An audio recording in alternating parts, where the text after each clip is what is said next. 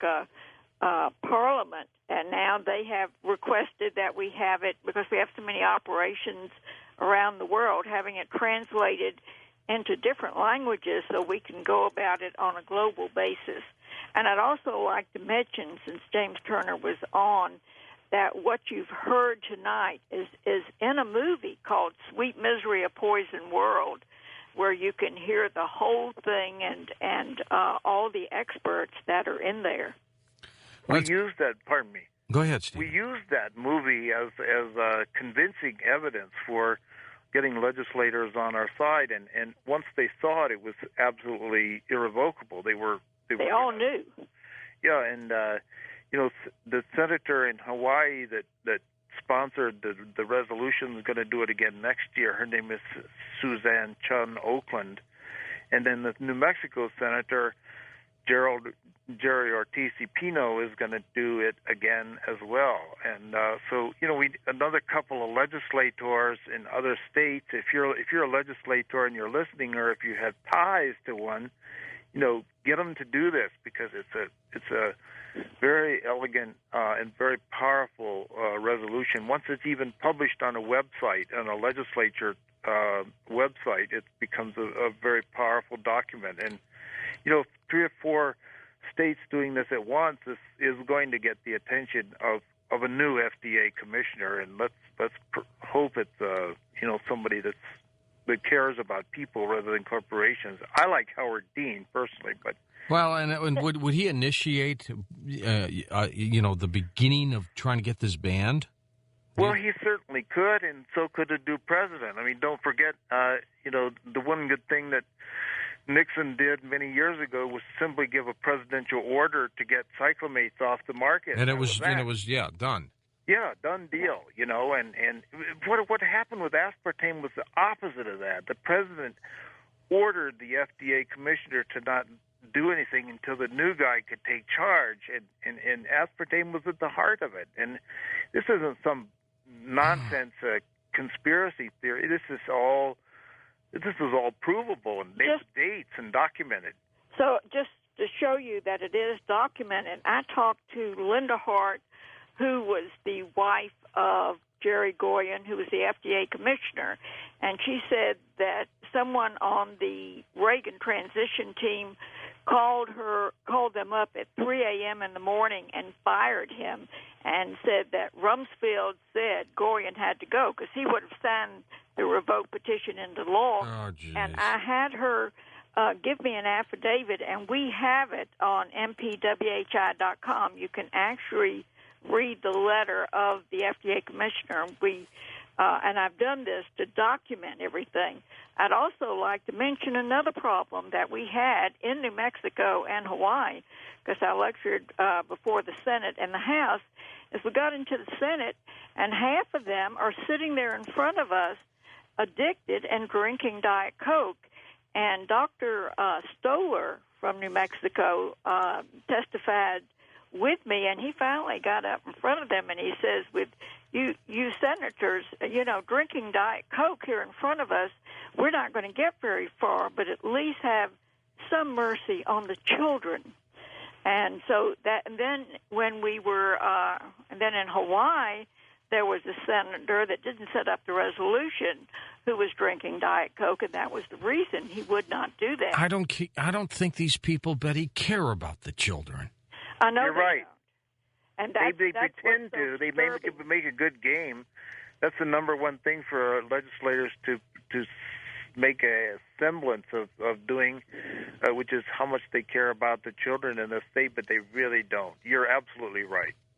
And I'll tell you, when I was in New Zealand, horrors of all horrors, that the health minister actually made a deal with Coca-Cola to remove the sugar Coke and put nothing but Diet Coke in all the schools, and that means that it'll destroy the brains of even grammar school students. And I actually sent him the report for school, and I said, look, I came 10,000 miles to help you people. At least read this report by the world experts. He admitted then that it should not be used for children, but he didn't do anything about it. And then the new health minister came in, and they are working frantically. There's a wonderful lady in Parliament, Sue Kedjoy, who has really helped, and Abby Cormack, who is the actress who almost died on it, was almost diagnosed with bipolar, which was the reason that when I went over there, and they recently just submitted a petition with 8,000 names. So you can see the efforts around the world and the problems that we have, although we will not give up, and it's nice that we now have another environmental group that's going to team up with us and help us around the world. Isn't it amazing? It's not just with aspartame, how so many things are out there to benefit big corporations and just take advantage of people, hurt people, squeeze people, make money without any thought of doing something that could hurt someone. And without any recourse, unless the people, turn around and mount massive suits against them, like the tobacco suits. I'm inspired. I've always been inspired by that.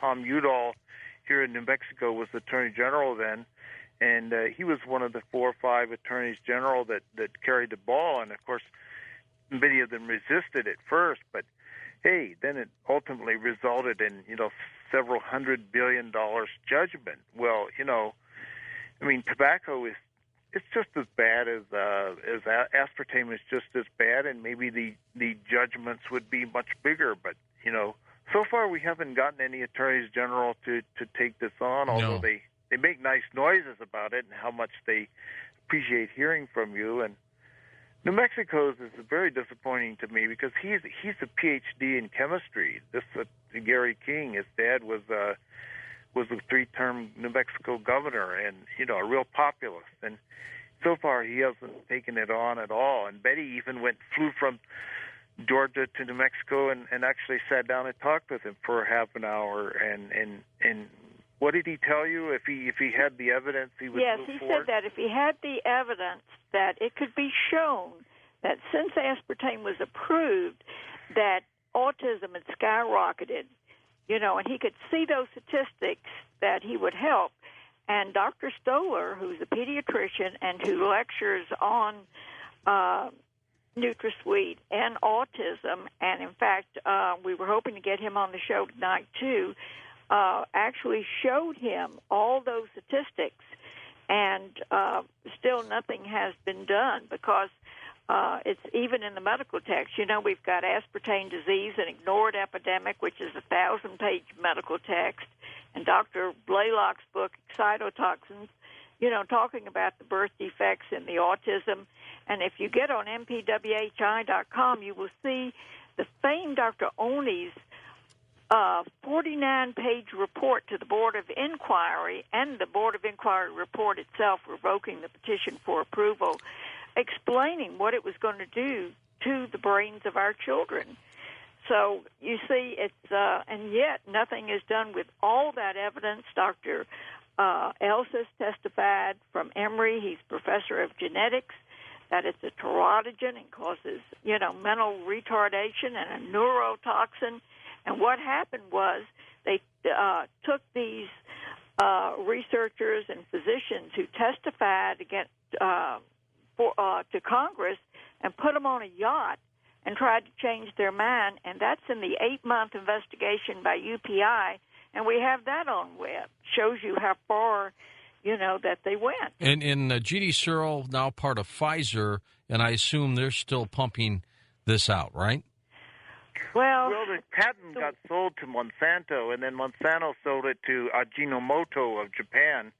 And Ajinomoto is also the world's largest manufacturer, not only of aspartame, but of another neurotoxin, monosodium glutamate. And oh God, MSG. The head of Ajinomoto is actually a veterinarian who seems to have some kind of congenital indifference to what it does to people. Oh my gosh, Stephen, thanks for being on the show. We'll be joined by Ralph Walton, Dr. Ralph Walton, in a moment on Coast to Coast AM.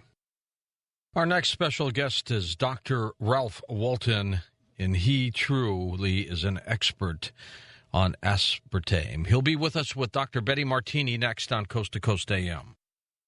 Dr. Ralph Walton, a leading psychiatrist in the world who understands aspartame. Dr. Walton has been involved in the study of aspartame since 1985 when